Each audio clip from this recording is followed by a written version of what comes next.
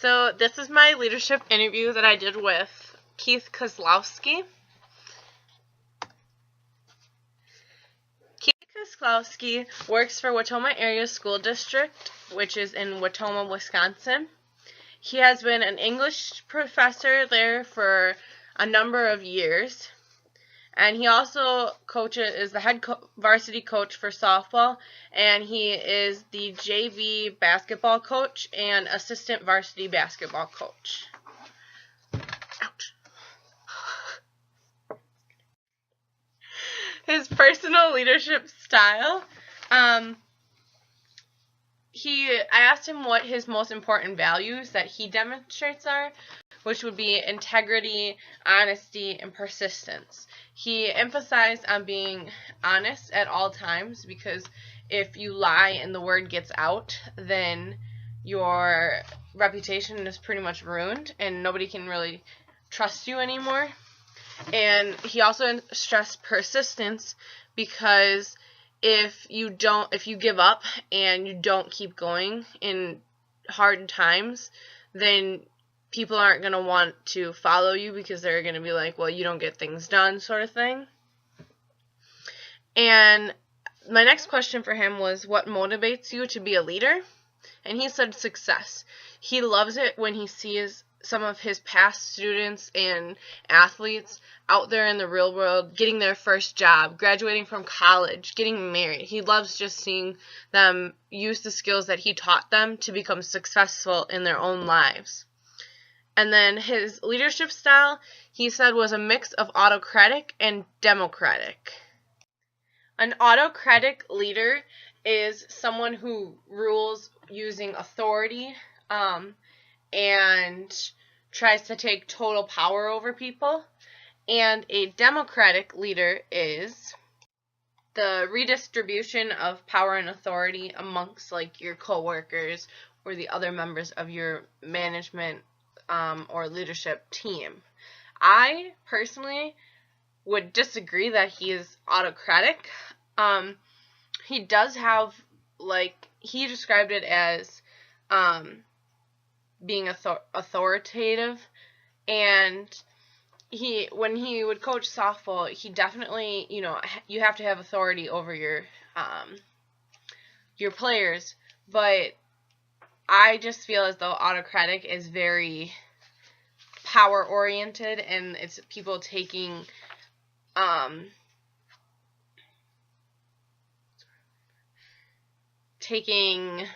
control of everyone else, which he doesn't do. Like, if someone has a problem with the way he is coaching his players, then you simply talk to him and he changes the way that he'll talk to you and whatnot.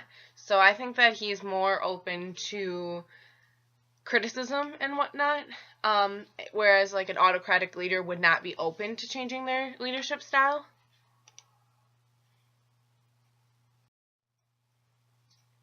Some of his strengths and weaknesses that he talked about in the interview with him were his desire to succeed and his desire to mentor. One of the reasons why he went into the teaching profession was so that he could mentor his students and help them learn and just teach them life lessons that they'll use to succeed. And then obviously his desire to succeed is reflected with him being a coach and trying to win games and win titles, national titles, state titles, just being able to make it to state and whatnot. He wanted everyone to be successful. So he was very goal-orientated. So I would think that would be another one of his strengths, even though he didn't come out and say that. And then he pointed out one weakness, and that was that he can't say no. And like I said in the last slide, with his autocratic type of leadership, that he really doesn't reflect that, because he simply can't say no. If you tell him like, hey, I don't appreciate you pointing me out in front of the team the way you did for my mistakes or something like that, he'll sit and talk to you and be like, okay, what can I do to fix it?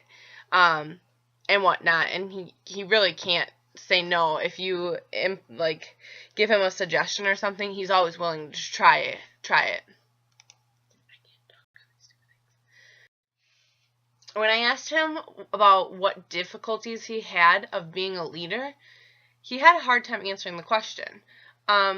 He put it more towards his coaching leadership rather than his teaching leadership. And he came up with 3 main points, and those were telling an athlete hard news, such as that they aren't going to make the team, the cut for the team, or like switching positions, that they can't play that position because so-and-so is better than them at it, or something. And then another difficulty is when he's being too hard on players, and like I said, that's reflected because all of my teammates, when I was playing softball and basketball for him, we were definitely open to telling him, like, hey, you're being too hard on us, like, you can't, like, I don't know, like, you can't yell at us as much as you do in the games, like, try a different approach. So then he would change his way of leadership around that sort of thing, but he would always kind of go back to the being too hard on us. But when you're in a sport, it's kind of self-explanatory that coaches tend to be hard on their players. And then the big one that he pointed out as a difficulty of him being a leader was when players quit the team. At Wautoma, we have a lot of students who will start playing a sport and then quit. Or they'll play one season and excel at the sport, and then the next season they don't want to play. It's a lot of students, we don't get a good turnout for sports sort of thing. And it's really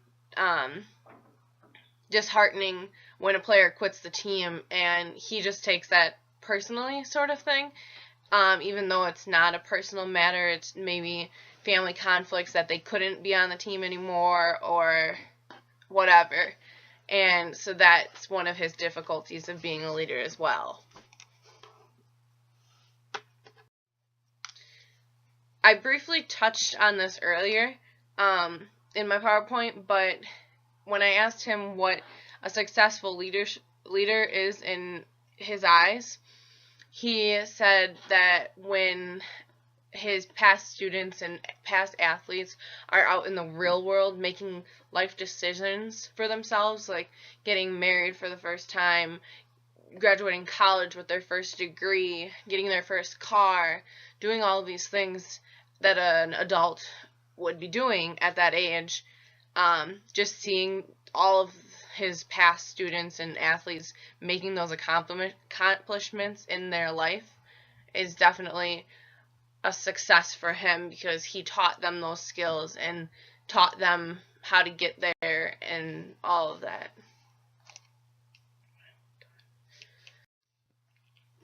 I asked him what he would describe as motivational leadership and how he takes part in motivational leadership, and he right away jumped to being honest and admitting to mistakes and taking responsibility, which is part of the 5R model for apologies. And I immediately made that connection because if he made a mistake, he would admit it and he would take responsibility and he would vow never to do it again. And for the most part, he was very good at that, and he wouldn't go back on his word. And then, like I said earlier, being honest would allow people to see you as trustworthy, and they would want to be able to back you up like that. Another characteristic of motivational leadership that he pointed out was to create goals for the team and to use personal pride to get the players to sort of see how to do better or how they have done good already. And then he also talked about being able to encourage people all the way through the process and having plans for if a crisis or a different type of situation came up along the way. He wanted to be prepared in advance for such situations and whatnot. I chose to ask him about leadership in difficult times just because with playing sports, losing is not a good thing. And it's not a happy thing either. And I experienced this a lot playing sports ever since I was in grade school.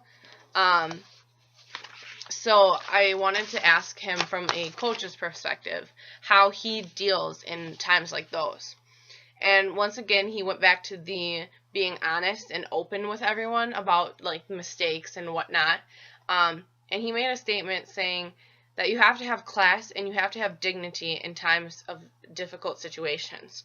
And what I really took away from that is that you have to be able to stand behind your team even if they made a huge mistake costing them the game. You can't just give up on them and walk away and be like, you're never going to win another game. Instead, you have to bounce back from your mistakes and keep going. And he really had a good sense of that type of coaching and leadership skills when I was playing sports for him in my high school career. And then another thing he pointed out about having leadership in difficult times is that you have to support your decisions with a solid foundation. You can't just go out on a whim and be like, hey, I have a runner on third, 2 outs, and my best bunt hitter is on up to bat. You're not going to have her bunt with 2 outs even though she's the best bunt hitter. Instead, you're going to make her bat away and try and get the runner on third to come home. So you have to know, even though she's the greatest bunter on the team, I have a runner on third that has to get home before the out is made. So you have to have that foundation before you make a decision. And if you make a decision on a whim, it could cause a bad situation. And in order to avoid that, you have to, like I said, support it with a solid foundation.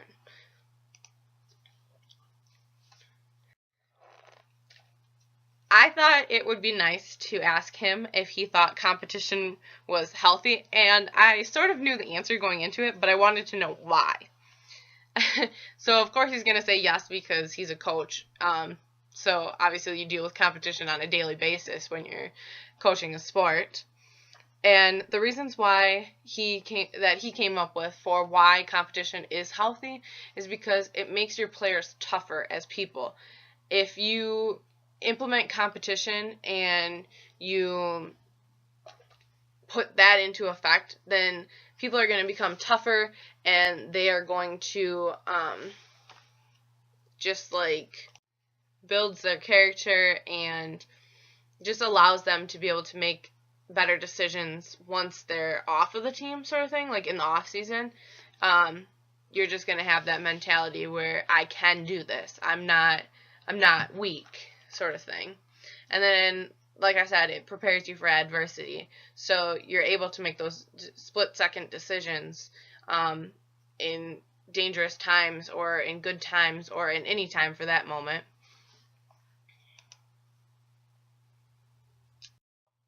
One of the last questions that I asked him was, how do you resolve conflicts? Working with teams and groups of individuals within a class, you really have to be able to listen to both sides and find a common ground. In order to do that, you have to ask questions, you have to be willing to help, you have to be open to change. These are all just various things that he was listing when he was talking about how to resolve a conflict. And a lot of times he said that resolving a conflict with the sports aspect of it, you really have to help them along the way, monitor the situation, sort of guide the players to a resolution, but allow them to grow on their own as well.